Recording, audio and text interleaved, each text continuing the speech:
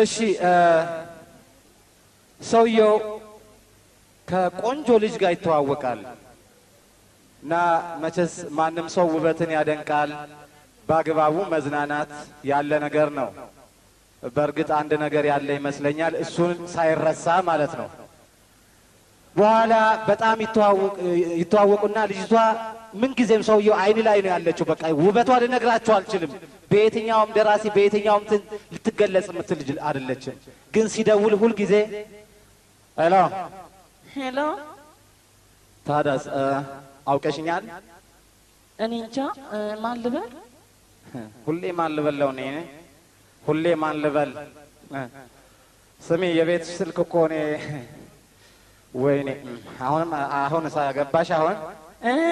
ታዲያስ ደህና ነው ሆይ እንደምን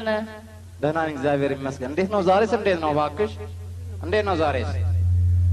ምን መሰለ ማማ እንግዶች ይዛ መጣ ከደብረ ሊባኖስ እንግዶች ይዛ መጣ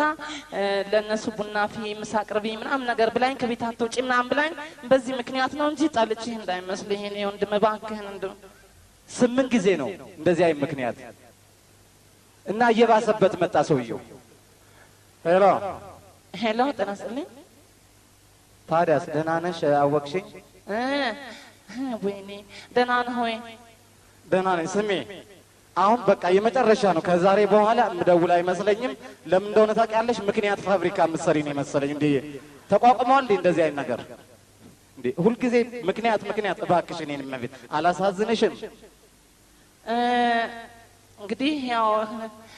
እንዳጋጣሚ ሆኖ ዛሬ ይመቸኛል እንዳጋጣሚ ነው ግን አልደውልም ስላልከኝ ሳይሆን እንዳጋጣሚ ሆኖ ይመቸኛል እሺ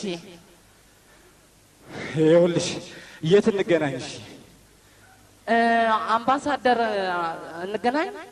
እኔ አላምነው አምባሳደር እሺ ስንት ሰዓት ላይ 8 ሰዓት ሻርፕ 8 ሰዓት ላይ እንገናኝ ለ8 ሰዓት ቀጠሮ ሰውየው ስንት ሰዓት እንደሄደ ታውቃላችሁ ብታምኑ ባታምኑ አላመነም እውነት ነው 6 ሰዓት ላይ ነው ሄደው 6 ሰዓት ላይ ሄደው ይንቆራጠጣል ዴት አይነስ የኔ ወንድም ሰዓት ይዘሃል ሰዓት 6 ከሩብ ይላል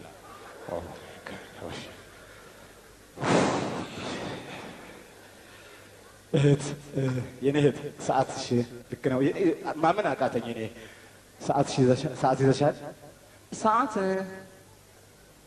6:25 ይላል ኦ ማይ ጋድ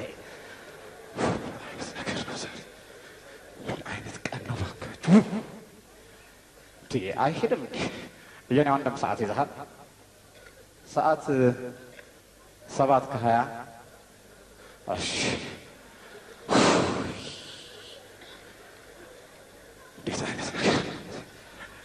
ወንድሜ ሰዓት ይዘሃል ሰዓት ለ8:20 ጉዳይ አንድ ነገር ልጠይቅህ የኔ ጌታ ዛሬ 8 ሰዓት ቀርቷል እንዴ